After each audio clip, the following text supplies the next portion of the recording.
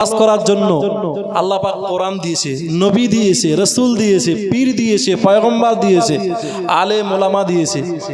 সাধারণত যদি আল্লাহ যদি বলতেন যে দুনিয়ার কোনো নবী দেব না, কোনো পীর পয়গম্বর সাহাবায়ে কেরাম থাকবে না, আসমান থেকে যেরকম পানি পড়ে জমিনে, ঠিক আসমান থেকে যদি কোরআন শরীফটা ফেলে দিতেন যে তোমাদের কোরআন দিয়েছি আর কোরআন মেনেই তোমরা চলবে, আমরা কেউ পারতাম? আলেম ওলামা থেকে তাই বুঝি না আমরা, পীর পয়গম্বর থেকে তাই সঠিক কথাটাই বুঝতে পারি না, এত ভেঙে ভেঙে বুঝিয়ে দেওয়ার পরও। আর যদি ওই রকম হতো তাহলে তো আমরা কেউ বুঝতে পারতাম না। সেই জন্য এই সমস্ত আলেম ওলামাদের কাছে বসে দিন শরীয়তের কিছু কথা শুনলে, আমল করলে তো অনেক ভালো। আর যতক্ষণ থাকবেন ততক্ষণ আল্লাহ পাক তার হায়াতের কামনা আমার আল্লাহ নিজেই বাড়িয়ে দেন। সুবহানাল্লাহ বলুন। হায়াতের কামনা বলতে দেখুন, তাফসীরের কিতাবে এসেছে যে একটা মানুষ তার হায়াতের দিন শেষ হয়ে যাচ্ছিল, হায়াতের দিন শেষ হয়ে যাচ্ছিল, তা তার ঠিক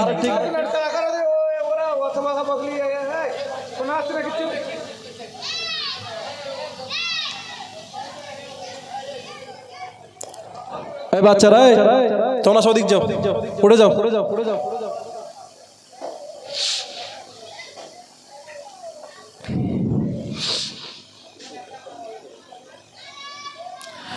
যে কথা বলছিলাম, একটা মানুষের হায়াত শেষ হয়ে যাচ্ছিল, তাই হায়াতের খবর রাখে কে? আল্লাহ রাখে। এখানে যত মানুষ বসেছেন, কে কবে মরবে আমরা কেউ জানি? জানি না, কিন্তু জানে আল্লাহ। তো সেই মানুষটা খালি ভাবে আমার যে কবে মৌত হয়ে যাবে তার ঠিক নেই, খুব কষ্ট হয় শরীরে। তা লোকটির একটা মাহফিলে এসে তা শুধুমাত্র আল্লাহ কাছে বসে হাত তুলে দোক, আল্লাহ তোমার নবীর মাহফিলে বসেছি, তুমি আমাকে হায়াত দারাজ করো। আল্লাহ পাক তার দোয়া মঞ্জুর করেছেন। সুবহানাল্লাহ বলুন। সেই লোকটা ওই বৃদ্ধ অবস্থায় তারপরও আরো 50 বছর বেঁচেছে। সুবহানাল্লাহ বলুন।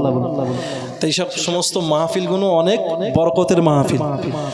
দেখা যাচ্ছে অনেক মানুষ অসুস্থ আছে, এই মাহফিলে বসলে, মাহফিলটা হলো নবীর মাহফিল। এটা কোনো পার্টি কালারের কোনো ধর্ম, কোনো পার্টি কালারের কোনো মঞ্চ না। এখানে যত কথাবার্তা বলবে কোরআনের কথা হবে, নবীর আদর্শ জীবন চরিত্রের কথা হবে। এরকম মাহফিল যদি কেউ বসে, আল্লাহ ইচ্ছা করলে তার গুনাহ মাফ করবে, তার শরীরের রোগগুলো ভালো করবে। সুবহানাল্লাহ। সেই জন্য এই মাহফিলগুলোকে সম্মান করতে হয়। হয়তো এই 20-25 জন লোক বসে আছেন, এই মাহফিলটাই এমন হতে পারে যে খোদ প্রিয় নবী সাল্লাল্লাহু আলাইহি সাল্লাম এখানে হাজির হতে পারে, বিশ্বাস হয়? হতে পারে, আল্লাহ যদি ক্ষমতা দেয়। তো আমাদের নবী সাল্লাল্লাহু আলাইহি সাল্লাম এই যে মেম্বার যদি তৈরি না করতেন, মানুষের দ্বারে দ্বারে যদি না যেতেন নবীজি, তাহলে আজকে আমরা কিভাবে নামাজ পড়তাম, কিভাবে আমরা রোজা রাখতাম, কিভাবে আমরা শরীয়তটাকে মানতাম? যদি কোরআন থাকতো, নবী থাকতো না, ইসলাম বুঝতে পারতাম না। যদি নবী থাকতো, কোরআন থাকতো না, ইসলাম বুঝতে পারতাম না। বোঝাতে পারছি কি? দুটোই লাগবে। কোরআন বোঝার মতন যোগ্যতা নবী মুহাম্মদ সাল্লাল্লাহু আলাইহি ওয়াসাল্লামের আছে। আবার যদি শুধু নবী মুহাম্মদ সাল্লাল্লাহু আলাইহি ওয়াসাল্লাম থাকে, কোরআন যদি না থাকে, আল্লাহর ওহী বাণী, ঐশী বাণী, তাহলে নবী মুহাম্মদ সাল্লাল্লাহু আলাইহি ওয়াসাল্লাম তো নিজের ব্যক্তিগত কথায় তো ইসলাম বোঝাতে পারবে না। পারবে? ইসলাম তো নবীজির না, নবীজির। ইসলামটা কার? এ ধর্ম আল্লাহ, আল্লাহ নিজেই বলেছে ইন্নাদ দীনা ইনদাল্লাহিল ইসলাম। পৃথিবীতে যত ধর্মই আছে না কেন, সবথেকে শ্রেষ্ঠ ধর্ম হলো আমাদের ইসলাম ধর্ম। আমরা যখন হাটে ঘাটে যাই, বিভিন্ন রাস্তাঘাটে চলাফেরা করি, অনেক ধর্মের মতবল্লীদের ধর্মস্থান আমরা চোখে দেখি না? দেখি তো। হিন্দুদের পূজা করা দেখি, আমরা মন্দিরে ঘন্টা বাজানো দেখি, খ্রিস্টানদের গির্জা দেখেছি, কত কি পুরোহিতদের কত ঘন্টা বাজানো দেখেছি, কিন্তু ওগুলো দেখে কিন্তু আমাদের বলো কিন্তু হাসি লাগে। আপনাদের কি মনে হয় ওরা ঠিক করছে? সবাই বলুন না, জোরে বলুন না, ওরা ঠিক করছে? তবু ওই ধর্মটা ওদের কাছে মনোনীত, ওই ধর্মটা ওদের কাছে মনোনীত, ওরা ভাবে এটাই আমাদের নাজাতের পথ। কিন্তু আমরা যে ধর্ম পালন করি, এই ধর্মটা পৃথিবীর নবী রাসূল তো দূরের কথা, আলেম ওলামা তো দূরের কথা, কোনো মানুষই বলতে পারবে না, কোনো মানুষই এই ধর্মের সার্টিফিকেট দেয়নি যে তাম দুনিয়ার যত ধর্ম আছে সব থেকে শ্রেষ্ঠ ধর্ম ইসলাম ধর্ম। দুনিয়ার কোনো মানুষ লোকাপ দেয়নি। দিয়েছে কে? আল্লাহ পাক দিয়েছে। এই আল্লাহ পাক দেওয়া লোকাপ এই ধর্মটা যদি তাম দুনিয়ার সব ধর্মের থেকে শ্রেষ্ঠ ধর্ম আল্লাহ ঘোষণা দেয়, তাহলে আপনাদের ধর্ম পালন করতে কোনো অসুবিধা আছে? সবাই একবারকে বলুন। হয়তো আপনারা ভাবেন যে হুজুররা ধর্ম মনে মনে তৈরি করে যায়, হুজুররা এইটা বলে এইটা করো, ওইটা করো, ওইটা করো, হুজুর নিজের পকেটে বলে। খোদার কসম না, কোন মাওলানা কোরআন নিজে তৈরি করতে পারবে না, কোন মাওলানা নিজে নিজে নবীর হাদিস তৈরি করতে পারবে না। সেই ১৫০০ বছর আগে যে কোরআন ছিল নবীর জবানায়, আজও সেই কোরআন আছে। সেই নবীজি যে হাদিস ১৫০০ বছর আগে মসজিদে নববীতে বসে বলেছিল, আজও সেই হাদিসটাই আলেমরা মানুষের কাছে নসিহত করে। দেখবেন আলেমরা যখন ওয়াজ করে হাদিস বলার পরে বলে আওকামা ক্বালা আলাইহিস সালাতু ওয়াস সালাম, বলে না? বলে না? সবাই শুনুন, বলো তো। এর মানে হলো একটা হাদিস বলার পরে এইটা বলে এই জন্য তো যে আমার নবী যেভাবে বলেছিল সাহাবীদের সামনে, আমিও সেই নবীর কথাটা তোমাদের সামনে সেইভাবেই বললাম। তাহলে সেই নবীর কথাটাই বলা হলো, আমার কথা, নবীর কথা। তা ইসলাম পেতে গেলে এই ধর্মকে মনোনীত শুধু মুখ দিয়ে মনে ভাবলে হবে না যে আল্লাহ বলেছে আমরাও বলছি ঠিক আছে, কিন্তু আল্লাহ এই জন্য বলেছে পৃথিবীতে যত ধর্মাবলম্বী রয়েছে এরা প্রত্যেকটা ধর্মের লোক জাহান্নামে, ইল্লা ইসলাম, শুধু ইসলাম ধর্ম ছাড়া। কথাটা ভুল বললাম? যত ধর্ম পৃথিবীতে আছে ইসলাম ধর্ম ছাড়া প্রত্যেকটা ধর্মের লোক জাহান্নামে। বুখারীর হাদিসে এসেছে নবীজি বলেছে কিয়ামতের ময়দানে ৭৩টা দল হবে। কটা? ৭৩টা দল হবে। নবী বললেন ইল্লা মিল্লাতে ওয়াহিদা, একটা দল জান্নাতি আর ৭২টা দল জাহান্নামী। এই ৭২টা দলের ভিতরে এই যে ৭৩টা দল হবে, এই দলটা হবে এই মুসলমানের ভিতরে। ৭৩টা দল হবে মুসলমানের ভিতরে, আর একটা দল জান্নাতি, ৭২টা দল জাহান্নামী, একটা দল হবে।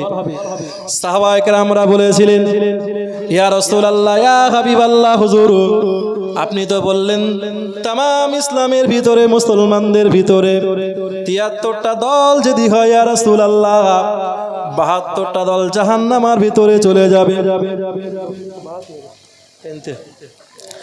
৭২টা দল জাহান্নামে চলে যাবে আর একটা দল জান্নাতে যাবে। ইয়া রাসূলুল্লাহ, ইয়া রাসূলুল্লাহ, দয়া করে বলুন না যে ৭২টা দল জাহান্নামের ভিতরে যাবে, ওই ৭২টা দল তো অনেক সংখ্যায় হবে, কিন্তু ইয়া রাসূলুল্লাহ, ইয়া হাবিবাল্লাহ, হুজুর যে দলটা জান্নাতের ভিতরে চলে যাবে, আল্লাহর দয়া জান্নাতের মেহমান হবে।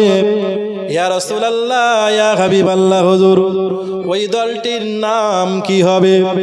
আল্লাহর নবী বললেন, ও সাহাবারা, আমি রাসূল করিম সাল্লাল্লাহু আলাইহি সাল্লাম বলে দিলাম, ওই দলটির নাম হবে আহলুস সুন্নাত ওয়াল জামাত। জোরে বলুন সুবহানাল্লাহ। সুন্নাত ওয়াল জামাত মানে, সুন্নাত মানে নবী যে কাজগুলো করেছে ওগুলো হলো সুন্নাত, আর যে দলগুলো জাহান্নামে যাবে ওই দলের লোকদের ভিতরে আল্লাহর হাবিবের সুন্নাত গুলো কোনো সুন্নাত খুঁজে পাওয়া যাবে না, সব ভণ্ডামি। তার ভেতরে আছে শিয়া আছে, রাফিজি আছে, খারিজি আছে, মাইজ ভান্ডারি আছে, গায়রে মুকাল্লিদ আছে, প্রচুর ধর্ম, ৭২টা দল আছে।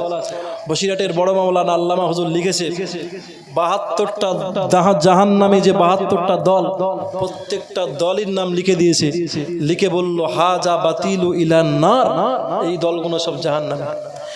একটা দল জান্নাতে যাবে, সেটা হলো আহলে সুন্নাত আল জামাত। কিন্তু সুন্নাত আল জামাতের ভিতরে থাকতে গেলে তো তার কোনো সিনটাম থাকা দরকার না? দরকার না? যে দলটা ভালো দল, তাহলে সেই দলের ভিতরে থাকতে তো ভালো মানুষ হওয়া দরকার।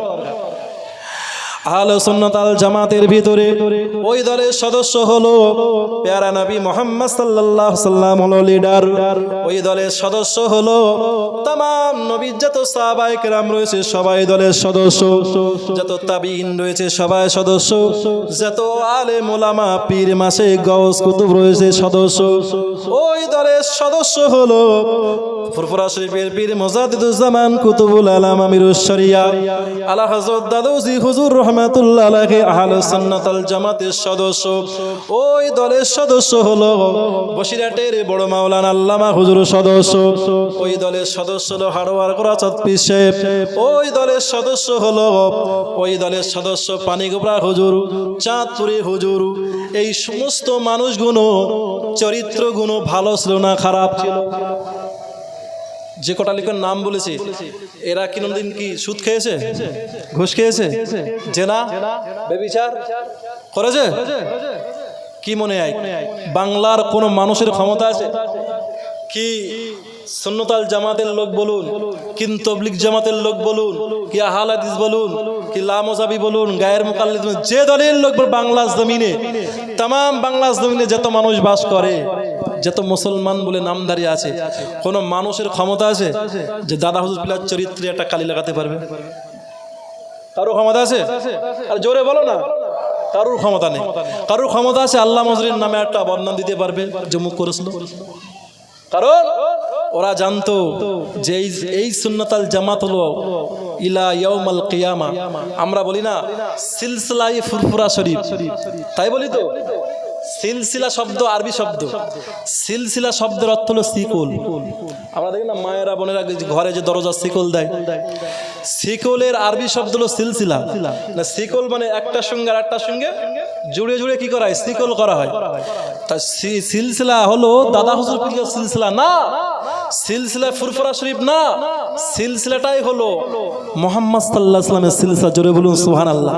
কারণ নবীজির থেকে সাহাবায়ে কেরাম একটা শিকল লাগলো, সাহাবীদের থেকে তাবিঈন আর একটা শিকল লাগলো, তাবিঈন থেকে তাবা তাবিঈন আর একটা শিকল লাগলো, তাবা তাবিঈন থেকে আইম্মে মুস্তাহিদিন আর একটা শিকল লাগলো, আইম্মে মুস্তাহিদিন থেকে সালফে সালেহিন আর একটা শিকল লাগলো, চার তরিকার পীর মাশায়েখ আর একটা শিকল লাগলো। শিকল লাগতে লাগতে ফুরফুরা শরীফ পর্যন্ত চলে আসলো। সুবহানাল্লাহ বলুন। সেই শিকল ধরেই তো দাদা হুজুর পিলা বাংলার জমিনে ইসলাম প্রচার করেছে। সেই জন্য আমরা বলি সিলসিলায়ে ফুরফুরা শরীফ। এই সিলসিলার পরে আবার যিনি বাংলার জমিনে মুজাদ্দিদুজ্জামান হবে, তিনিও সেই নবীর রেখে যাওয়া সিলসিলা আবার কিয়ামত পর্যন্ত এগিয়ে নিয়ে যাবে। এর নাম হলো সিলসিলা। তাই এই সিলসিলায় থাকবে যারা, এরাই হলো হাক্কানি রব্বানি আহলে সুন্নাত আল জামাত। কিন্তু দুঃখের বিষয়, আমরা যারা সিলসিলা বলে দাবি করি, আমরা যারা ফুরফুরা হিসেবে হুজুরদের ভালোবাসি, মান্যতা দেওয়া ভালো, কিন্তু বড় দুঃখ লাগে ফুরফুরা শরীফের আন্ডারের মানুষ হিসেবে আমরা দাবি করি। আমার দাদুজি হুজুর রহমাতুল্লাহ আলাইহি তার টোটাল জীবনে একটি ওয়াক্ত নামাজ কাজা করি। রাসূল কারীম সাল্লাল্লাহু আলাইহি সাল্লামের প্রতিচ্ছবি ছিলেন তিনি। দাদা হুজুর পীর কেবলা হায়াত পেয়েছিলেন কত বছর জানেন না কেউ? 63 বছর। আল্লাহ পাকের কাছে কাঁদতেন, আল্লাহ আবু বকর সিদ্দিকী তার একদিন বেশি হায়াত চাই না পৃথিবীতে, যতদিন পর্যন্ত আমার নবী হায়াতে ছিলেন, নবীর হায়াতের থেকে একদিন যেন আবু বকর যেন টপকে না যায়। হায়াতের দিক থেকেও যদি আমি টপিয়ে যাই, তাহলে আল্লাহ আমার নবীর হায়াতের থেকে আমার বেয়াদবি করাবে, দুনিয়ায় থাকা বেয়াদবি। বুঝতে পারছেন কিছু? আমরা কি করি? আল্লাহ পাকের নবী বললেন, ও সাহাবায়ে কেরামেরা মনে রেখে দিন, অদূর ভবিষ্যতে এমন একটা জামানা আসবে, আমি রাসূলুল্লাহ বলে দিয়েছি, মানুষের দুটো জিনিসের লোভ লালসা বেড়ে যাবে। আল্লাহ পাকের নবী সাহাবারা বললেন, ইয়া রাসূলুল্লাহ, ইয়া হাবিবাল্লাহ, হুজুর কোন দুটো জিনিসের লোভ লালসা বেড়ে যাবে? আল্লাহ পাকের নবী বললেন, মানুষের যখন বয়স হয়ে যাবে মানুষ তখন হায়াতের কামনা করবে, মানুষের যখন বয়স হয়ে যাবে মানুষ তখন সম্পদের লোভ লালসায় মেতে উঠবে। ও ভাইরা বাবাজিরা, একটু আগে যেটা বলেছি, দাদা হুজুর পীর কেবলা যিনি জবানার মুজাদ্দিদ ছিলেন, সেই মুজাদ্দিদুজ জামান তিনি তো চিন্তা ভাবনা করে বলতে পারতেন, আল্লাহ তুমি আরো 10টা বছর আমাকে হায়াত দাও, তাহলে বাংলার মানুষদেরকে আমি আরো উন্নতি করতে পারবো ইসলামের ভেতর দিয়ে। তা তিনি না বলে আল্লাহর নবীর সম্মান ও মর্তবা বাড়ানোর জন্য বলেছিলেন, আল্লাহ নবীজির হায়াতের থেকে মুজাদ্দিদুজ জামানের হায়াত যেন একদিনও যেন বেশি না হয়, আল্লাহ তোমার কাছে দোয়া করে রব্বুল আলামিন দাদা হুজুরের দোয়া মঞ্জুর করে নিয়ে দাদা হুজুরের কথা মঞ্জুর করে নিয়ে আমার নবীজির হায়াতের সঙ্গে দাদা হুজুরের আল্লাহ ইন্তেকাল করে দিয়েছিলেন।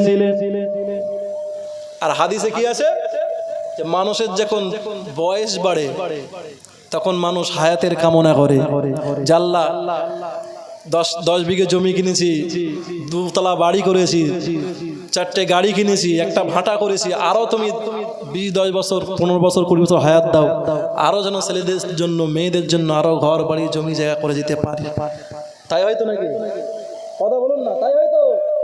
এটা হাদিসের কথা, নবীজি বলেছে মানুষের হায়াত যত, মানুষের বয়স যত বাড়ে তখন মানুষের হায়াতের কামনা বাড়ে আর সম্পদের লোভ বাড়ে।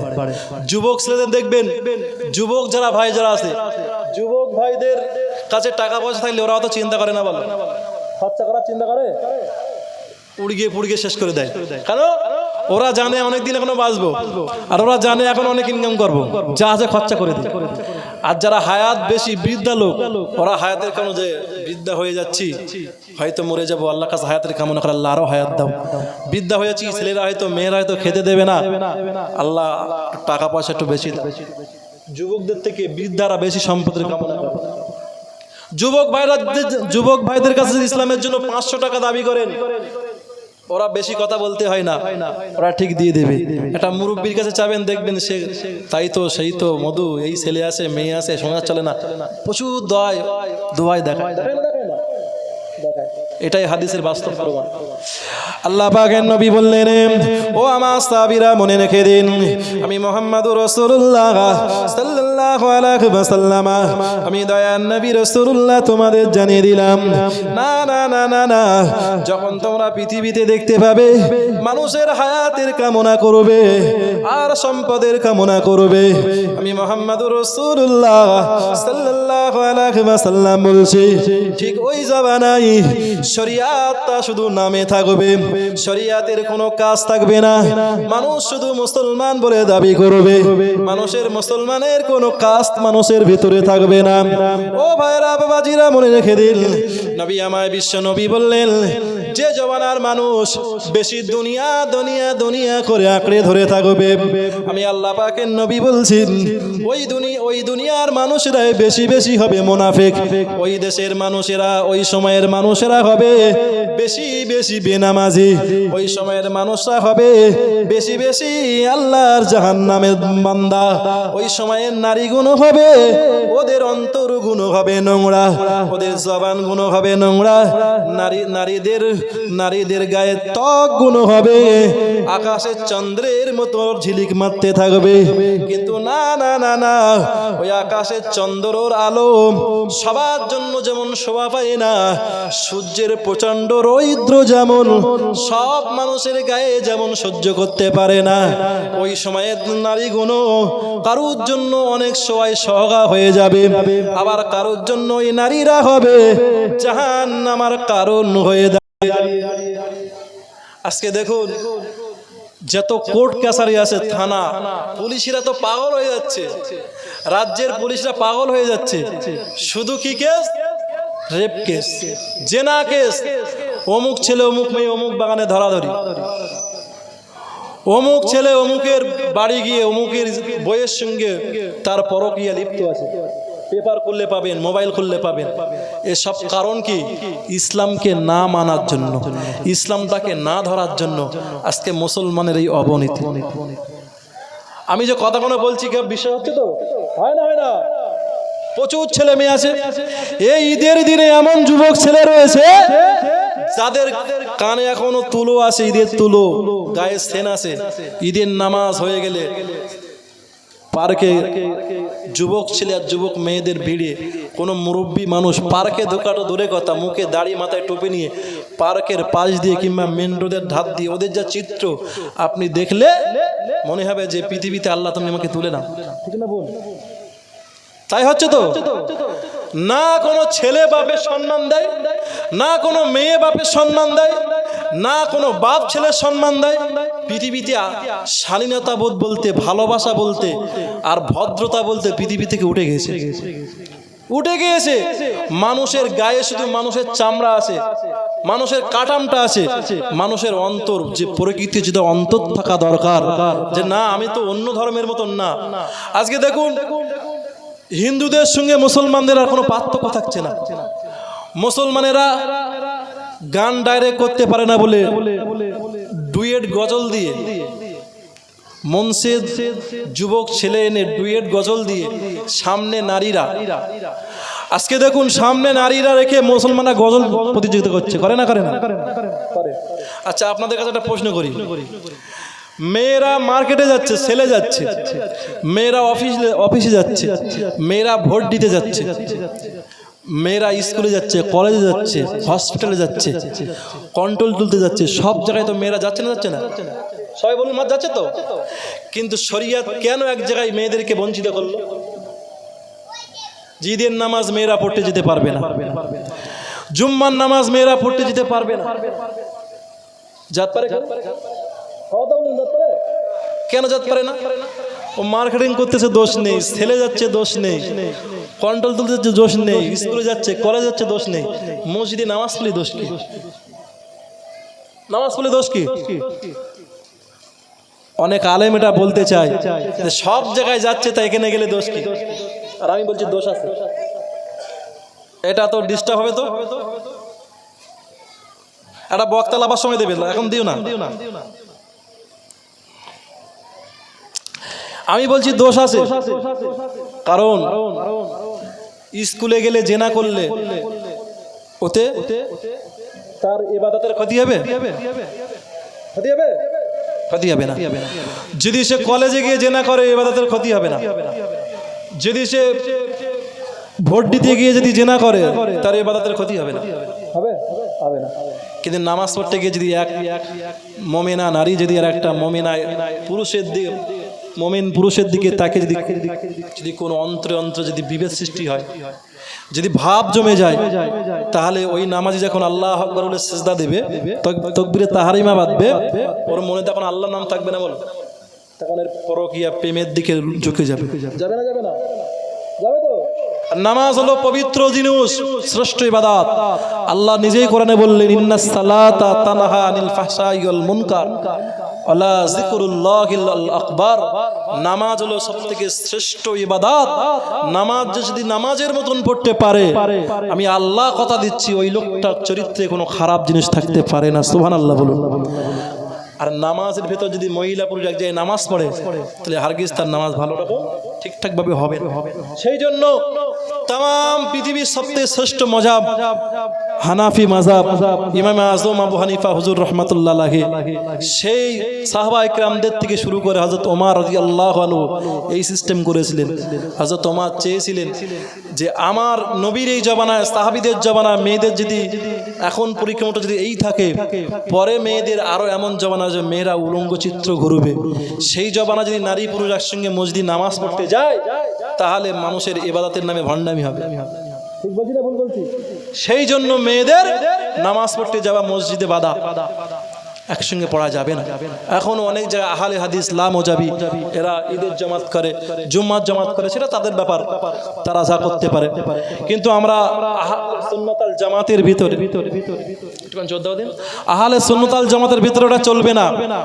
আর এইগুলো যে আমরা আমাদের মেয়েদেরকে শালীনতা কেন নেই, এটাও নবীর হাদিসে আছে।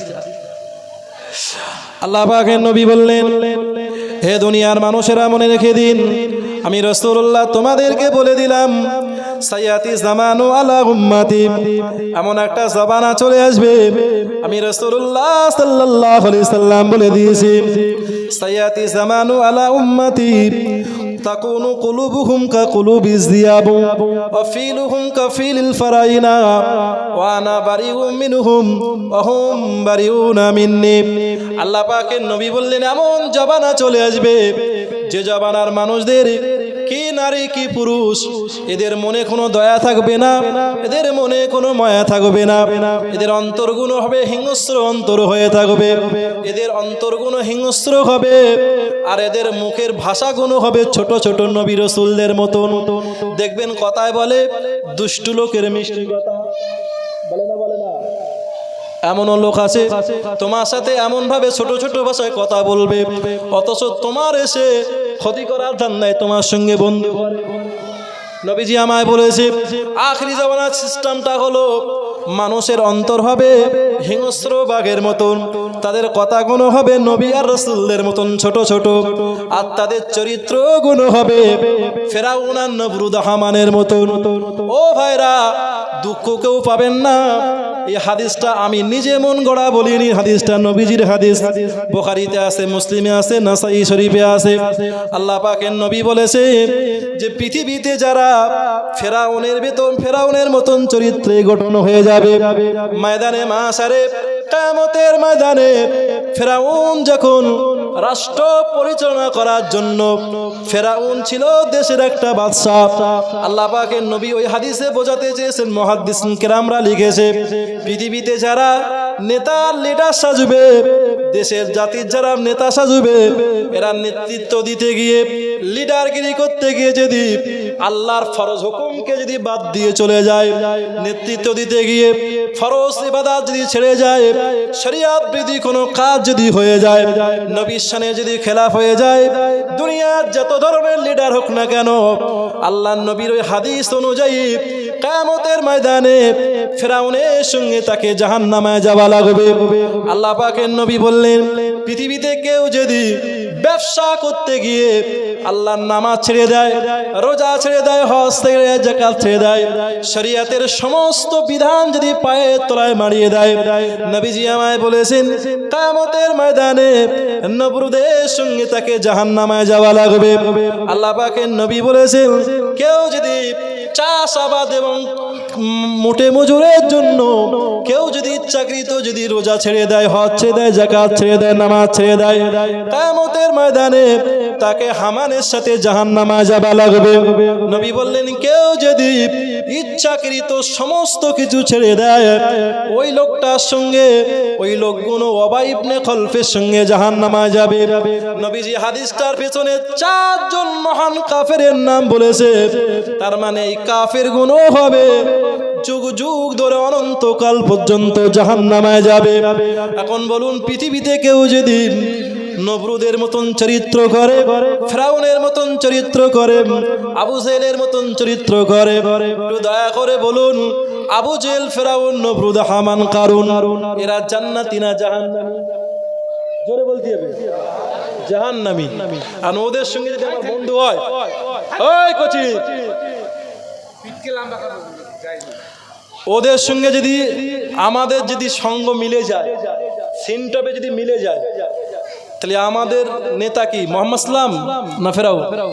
জোরে বলতে হবে, রাগ খুব কিছু না, জোরে বলতে হবে। দুটো নেতা আছে পৃথিবীতে, আপনাদের হাত কটা? জোরে বলুন, হাত কটা? দুটো। একটা খাওয়া দাওয়ার কাজে ব্যবহার করি, ডান হাতকে আমরা মর্যাদা দিতে বেশি, আর একটা বাম হাত, ও একটা কাজ লাগে। দুটো হাত, একটা ডানপন্থী, একটা বামপন্থী। জান্নাত থাকবে ডান দিকে, জাহান্নাম থাকবে বাঁ দিকে। কিয়ামতের দিন যারা উঠবেন দেখতে পাবেন। ডানপন্থীর নেতা হলো মুহাম্মদ সাল্লাল্লাহু আলাইহি ওয়াসাল্লাম, বামপন্থীর নেতা হলো আবু জেহেল। শুনেছেন কেউ? ডানপন্থীর নেতা হলো নবী মুসা, বামপন্থীর নেতা হলো ফেরাউন। ডানপন্থীর নেতা হলো নবী ইব্রাহিম আলাইহিস সালাম, বামপন্থীর নেতা হলো নমরুদ। শুনেছেন কেউ কোনদিন? আপনি কোন দিকে যাবেন? ডান দিকে যাবেন না বাম দিকে যাবেন? পথ তো আপনার বেছে নিতে হবে। যদি মনে করেন ডানপন্থী থাকবো, তাহলে আপনার ভণ্ডামির মতন ইসলাম পালন করলে হবে না। যা আপনি এসি রুমে বাস করবেন, আপনার বাপ পেপারের তলে বাস করবে, চলবে? ডানপন্থী নেতা তোমার মেনে নেবে না। আপনার মা বাবা খেতে পায় না, আপনার শ্বশুর শাশুড়িকে বাড়ি সপ্তাহের পর সপ্তাহ দাওয়াত করে আনবে, ডানপন্থীর লোক মেনে নেবে না। নেবে না। আপনি মসজিদে জুম্মার আজান হচ্ছে, আপনি মাঠে এখনো হাল জ্বালছেন, এখনো নিরোচ্ছেন, মসজিদে গেলেন না। আপনি মার্কেটে, আপনাদের আমতলা হাট খোলা সপ্তাহ 2 দিন করে হাট হয়তো নাকি? 2 দিন হয়তো। তা 2 দিনে হাট হলে বেশি বাসাবাড়ি, দেওনাটি, শানপুকুরির লোক ওঠে।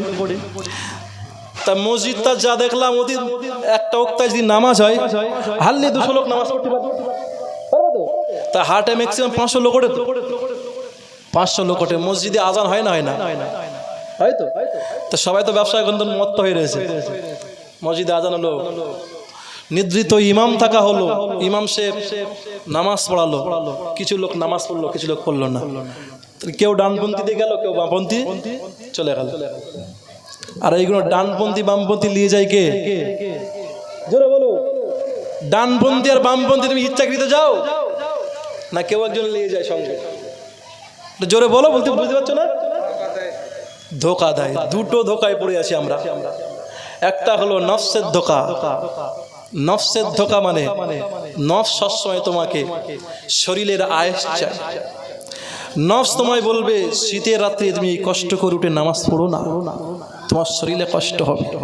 নফস বলবে এই প্রচন্ড গরমের দিনে তুমি রোজা রেখো না, তোমার কষ্ট হবে।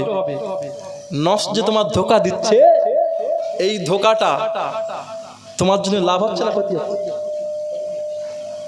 তাহলে নফসের জন্য তুমি বামপন্থীতে চলে গেলে। আবার তার পেছনে বড় মিস্টার ইবলিস আছে, ইবলিস আবার তোমার ধোকা দিচ্ছে। তুমি যত ডানপন্থীতে যাবা, হেঁটে হেঁটে যাবা, ও পেছন দিয়ে হাত ধরে টেন ধরবে।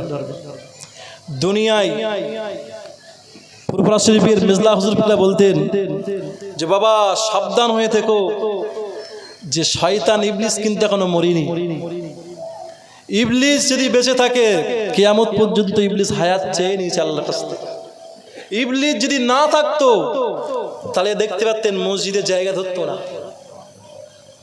একটা গ্রামে মসজিদ 5 তলা 7 তলা করতে হতো, কারণ দাগা দেওয়ার লোক থাকতো না। দাগা দেওয়ার লোক থাকতো না। পঞ্চায়েতে দেখবেন, পঞ্চায়েতে যারা এক পক্ষর পার্টি যদি সবাই সংঘর্ষ হয়ে যায়, খোঁচা মারার লোক না থাকলে ওরা কিন্তু হাত মেরে খেয়ে নেবে।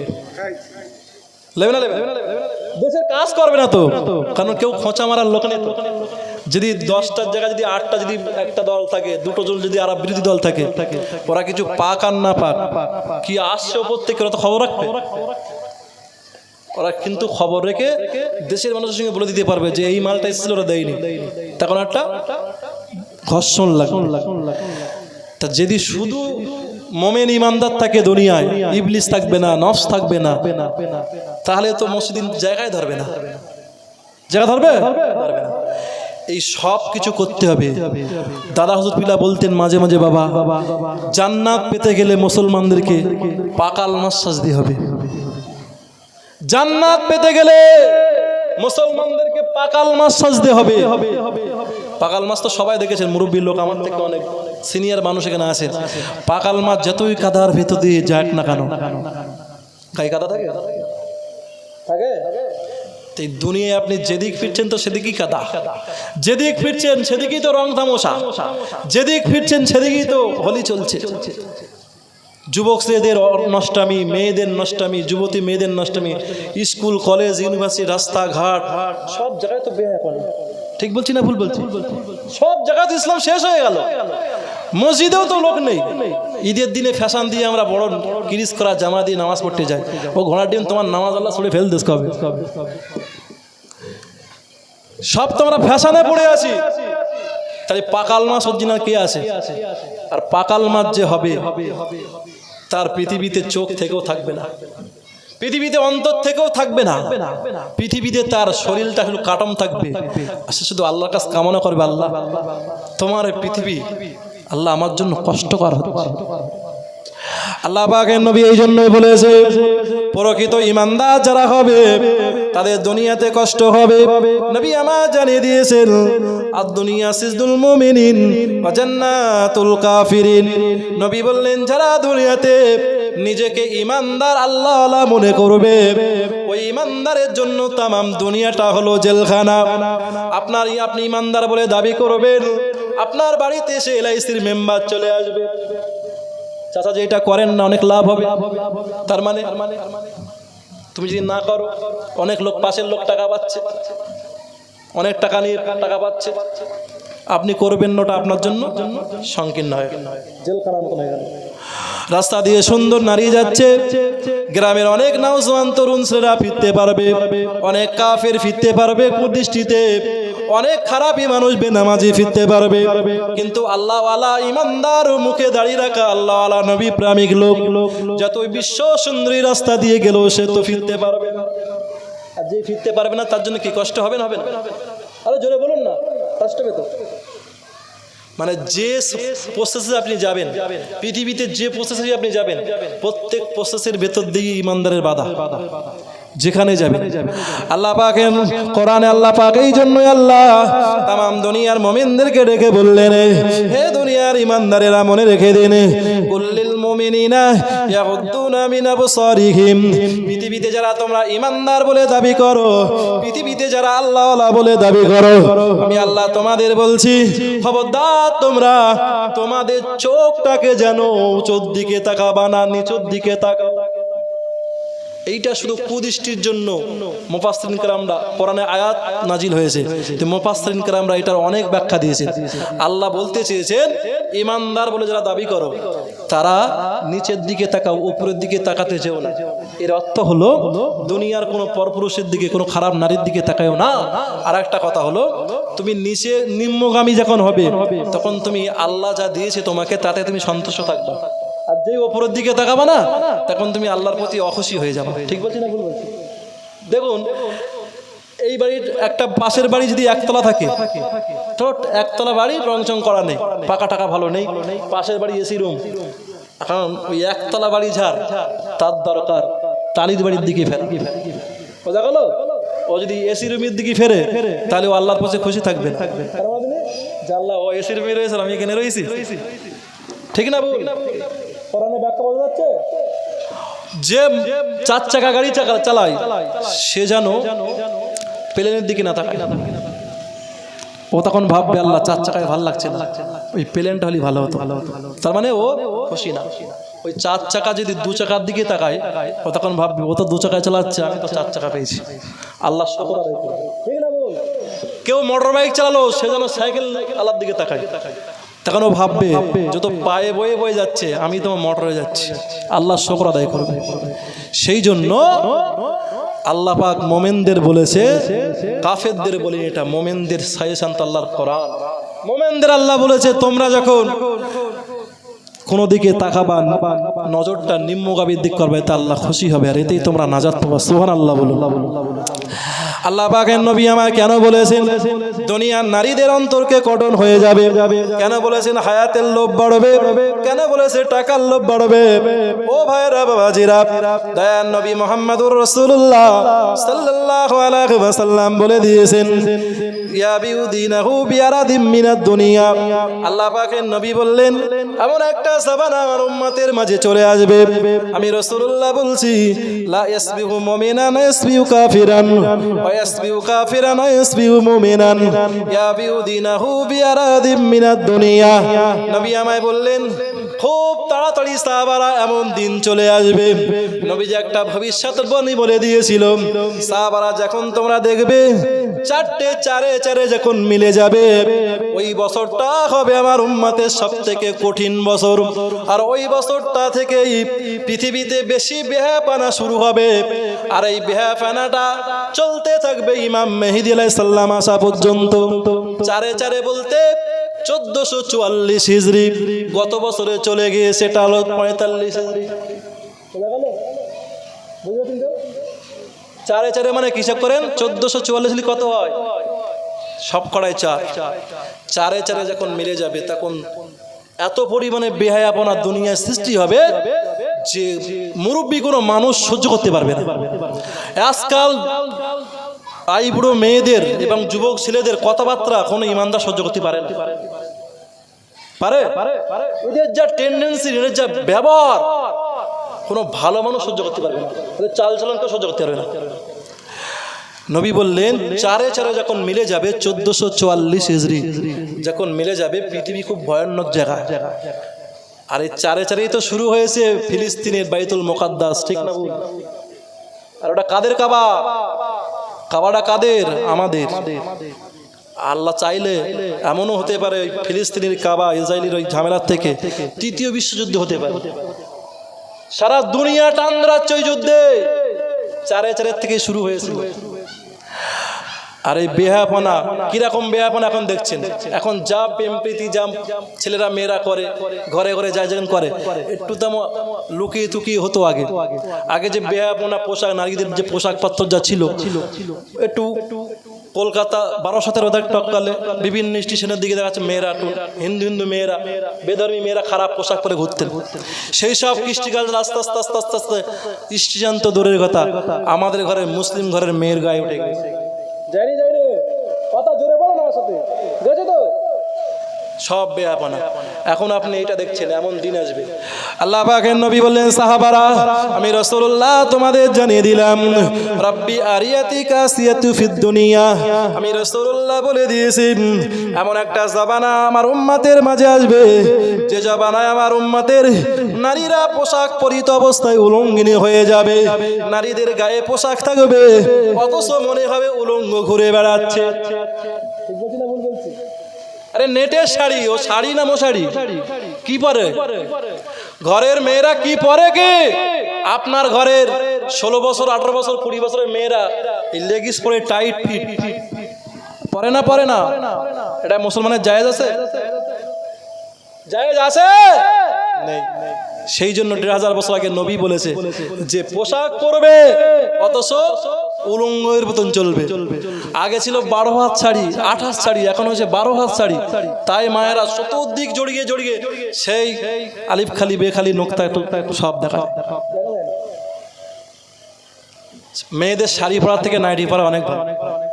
নাইটি পরা যদিও বেধর্মীদের কৃষ্টি কালচার হতে পারে, কিন্তু শাড়ি পরার থেকে নাইটি পরলে ওদের টোটাল শরীরটা ঢেকে থাকে।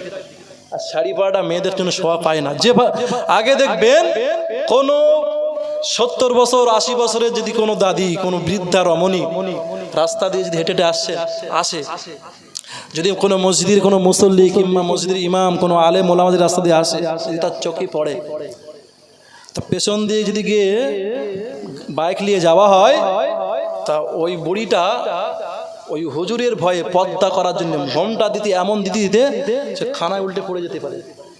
যাবে না? যাবে। কিন্তু এখনকার ছড়িদের, এখনকার মেয়েদের যদি পেছন দিয়ে কোনো ইমাম সাহেব এসে যেরকম কোনো হুজুরের সাথে গাড়ি যদি পিক আপ টানে, হরেন দেয়, ও ঘুরে পাল্টা জবাব দেবে। এত রাস্তায় দেখতে পাচ্ছ না আমার পেছনে আসতে? আরে দেবে না? দেবে না? দেবে। তার মানে যুগ পাল্টে গিয়েছে, যুগ পাল্টে গিয়েছে। ধর্ম কত আলেমরা বলবে যে তোমরা যত বলো বলো, আমরা ঠিক আছি। কত বলবে তোমরা, সব ঠিক আছে। তবে একটা হাদিস বলি, আপনার চোখ দিয়ে আল্লাহ যদি বেশকে রেখে দেখে নেবেন, আজও পর্যন্ত বৈজ্ঞানিক পর্যন্ত ফেল। বিশ্ব নবী সাল্লাল্লাহু আলাইহি সাল্লাম 1500 বছর আগে মসজিদে নববী শরীফে দাঁড়িয়ে যে কথা বলেছিলেন, আজও পর্যন্ত প্রত্যেকটা কথায় কথায় নবীজির প্রত্যেকটা কথায় মিলে গিয়েছে। জোরে বলুন সুবহানাল্লাহ। আর কিয়ামত পর্যন্ত মিলে যাবে। আর আমি একটা হাদিস বলছি, এই হাদিসটা বেশি দিন লাগবে না, 2-5 বছরের মধ্যে দেখে ফেলবেন। আর যদি বুঝে শুনে বুঝতে পারেন, ভাববেন যে হুজুর এখন থেকে তো চালু হয়ে গেছে। আল্লাহ পাকের নবী বললেন, ও দুনিয়ার মানুষরা মনে রেখে দিন, আমি দয়ার নবী রাসূলুল্লাহ সাল্লাল্লাহু আলাইহি ওয়াসাল্লাম, আমি আল্লাহ পাকের নবী তোমাদের জানিয়ে দিয়েছি, লাম তাজহারিল ফাহশাতু ফি কওমিল কাত্তুনু হাত্তা ইয়ানালু বিহা ইল্লা বিফাহিশাতি মুত্তাগুত। আল্লাহ পাকের নবী বললেন, অদূর ভবিষ্যতে তোমরা দেখতে পাবা, গ্রামে গ্রামে, পাড়ায় পাড়ায়, শহরে শহরে, সব জায়গায় দেখতে পাবে মেয়েরা ওরা আর ঘরের ভিতরে আবদ্ধ থাকবে না, মেয়েদের গায়ে কোনো আর পোশাক থাকবে না, মেয়েদের যৌন চাহিদা আর গোপন রাখতে পারবে না। না না না না, মেয়েদের ভিতরে এবং নওজোয়ান ছেলেদের ভিতরে ওদের আকেলটাকে আল্লাহ পাক সিজ করে নিয়ে নেবে। ওদের আকেল মানে জ্ঞান, বিবেক, বুদ্ধি, ওদের অন্তরে লজ্জা থাকবে না, ওদের শরম থাকবে না, বেহায়াপনার মতন ঘুরবে। না না না না না, মেয়েটি তার বাপের সামনে রেপ হতে শুরু হবে, মেয়েটি তার বাপের সামনে তার ইজ্জতকে নষ্ট করতে হবে, ছেলেটি তার বাপের সামনে অন্য মেয়েকে নিয়ে বেইজ্জতি করবে। না না না না না, এমন জামানা আসবে কোন ছেলে বিয়ে করার পরও দুনিয়ার সমস্ত কাজকর্ম বন্ধ রেখে দিয়ে ওই ছেলেটার তার বউ চৌকি দেওয়ার জন্য বাড়ি থাকতে হবে। ঠিক বলছি না ভুল বলছি? বিয়ে করে আনবে ছেলেটি, সুন্দর মেয়ে যদি হয়, বউ হয়, তাহলে ওই মেয়ে ছেলেটিকে কাজকর্ম বাদ দিয়ে বউ চৌকি দিতে হবে তার। না জানি যদি কোনো ছেলে যদি এসে বউ যদি হাতা মারে, এমন জমানা আসবে নবীজি বলেছে হাত্তা ইয়ানালু বিহা, যে প্রকাশ্য জেনা করবে, বাপের সামনে, মায়ের সামনে, চাচার সামনে, নিজের শিক্ষকের সামনে পর্যন্ত জেনা করবে। এখন কি স্কুলে যা প্রেম প্রীতি হয়, মাস্টার দেখে হেসে কাগজ ছেড়ে চলে যায়, মাস্টাররা হেসে ফেলে যে যা হওয়ার হয়ে গেছে, কোনো প্রতিবাদ নেই। কারণ প্রতিবাদ করবে কে? প্রতিবাদ করবে কে? যে শস্য দিয়ে তুমি ভূত ঝাড়াবা সেই শস্যের ভেতরেই তো ভূত। এখন আজকাল স্কুলের ভিতরে টিচার ম্যাডামরা পর্যন্ত প্রেম প্রীতি করে, ছাত্ররা কত ভালো হবে। অনেক ছেলের বাবা মা, বাপ এখনো পর্যন্ত অ্যান্ড্রয়েড সেট দিয়ে রাত 12টা 1টা 1:30টা পর্যন্ত রাস্তায় গিয়ে টু মারছে, ছেলে তার কত ভালো হবে। মা এখনো পর্যন্ত ধানাসি ব্যাগ নিয়ে কোচা দিয়ে শাড়ি দিয়ে ছেলের মার্কেটে যায়, তার মেয়ে কত ভালো, তার পেটেই তো সেই মেয়ে ছেলে। ঠিক বলছি না ভুল বলছি? এটা তো সেই জমানা, সেই জমানাটা আল্লাহ পাকের নবী বললেন, ও সাহাবারা, জমানার নাম একটা হাদিস বললেন। আমি ইচ্ছা করলে এখানে আল্লাহ চাইলে সারাত পর্যন্ত একটা হাদিস বলে আপনাদের বোঝাতে পারে, কিন্তু একটা মানুষের পক্ষে তো সারাত বলা সম্ভব না। কিন্তু আল্লাহ পাকের নবী বলেছেন এমন জমানা আমার উম্মতের কাছে আসবে, আমি দয়ার নবী রাসূলুল্লাহ সাল্লাল্লাহু আলাইহি ওয়াসাল্লাম বলে দিয়েছি, না না না না না, যে জমানায় মানুষেরা থাকবে ওই জমানায় মানুষের ঈমান হবে অত্যন্ত কাঁচা। কাঁচা মানে কচুর পাতার উপরে যদি পানি রেখে দেওয়া হয়, আপনারা বলুন না ওই পানি কি কচুর পাতার উপরে থাকতে পারে? টলমাল টলমাল করবে। এটা সেই জমানা। আসল দাজ্জাল পৃথিবীতে আসার আগে কোটি কোটি খুদে দাজ্জাল পৃথিবীতে আবির্ভাব হয়ে গেছে। তাদের জন্যই তো মানুষ বেঈমান, তাদের জন্যই মানুষ বেঈমান। আল্লাহ পাকের নবী বললেন, আল্লাহ পাকের নবী আমায় বললেন, ও সাহাবারা মনে রেখে দিন, আমি দয়ার নবী রাসূলুল্লাহ বলছি, ইয়াকুনু ফি আখিরি জামানি তাযালুনা কাযাবুনা তুনাকুম বিল আহদাসি বিমা লাম তাসমাউ ওয়ালা আবাউকুম। আল্লাহ পাকের নবী বললেন এমন জবান আসবে, সেই জবানায় আসল দাজ্জাল কানা দাজ্জাল বার হবার আগে আগে পৃথিবীতে এমন খুদে খুদে দাজ্জাল আসবে, তারা ধর্মের কিছু বুঝবে না, অথচ ধর্ম নিয়ে নিজেরা নামাজ পড়বে না, রোজা করবে না, হজ করবে না, যাকাত দেবে না, শরীয়তের সব পর্যন্ত জানবে না, অথচ তারা এমন এমন গ্রামে গ্রামে ফিতনা লাগাবে, গ্রামে গ্রামে নামাজ নিয়ে দ্বন্দ্ব করবে, হজ নিয়ে দ্বন্দ্ব করবে, ঈদগার ময়দান নিয়ে দ্বন্দ্ব করবে, গ্রামে গ্রামে মুসল্লিদের ভিতরে ফাটাল ধরিয়ে দেবে, গ্রামে গ্রামে মানুষের মধ্যে বিভেদ সৃষ্টি করবে। আমি দয়ার নবী রাসূলুল্লাহ বলছি, খবরদার ওদের থেকে তোমরা সাবধান হয়ে যাও, ওরা হলো আসল দাজ্জালের ভাইরা ভাই। ও যেরকম জাহান্নামে নিয়ে যাবে, এদের চলে পড়লে তোমার জাহান্নামে নিয়ে যাবে। আর এই জবানায় সব থেকে একটা মানুষের বাঁচার উপায় হলো, নবীজির একজন সাহাবী এসে বললেন, ইয়া রাসূলুল্লাহ, আপনি যে জবানার কথা বলছেন ওই জবানা যদি আমি পাই তাহলে কি করব? আল্লাহর নবী বললেন, ও সাহাবা, ওই জবানা যদি তুমি পাও, আমি রাসূলুল্লাহ বলছি ক্বালাস সামত। নবী বললেন ওই জবানায় তুমি প্রতিবাদ করার যদি ক্ষমতা থাকে প্রতিবাদ করবা, যদি ক্ষমতা না থাকে তুমি চুপ করে থাকবা। চুপ করিন কথা বলুন। এমন যদি একটা পাড়ায় ঝামেলা বেঁধে দেয়, কিছু জানুক আর না জানুক মিথ্যা সাক্ষী দেবে, এসে পর একটা হাওলামি টালামি কথা বলে দিল, ঝামেলা কমবে কি আর বেড়ে গেল? ঠিক না বল? ওই জন্য বলেছে চুপ করে থাকতে হবে। তা বলতে বলতে আমি প্রায় 1 ঘন্টার বেশি বলে ফেললাম। আমি তো অপরিচিত কেউ নয়, সবাই আমাকে চেনেন। যেহেতু গ্রামের ইমাম সাহেব হিসাবে ছোট বড় কথা হিসেবে বললাম।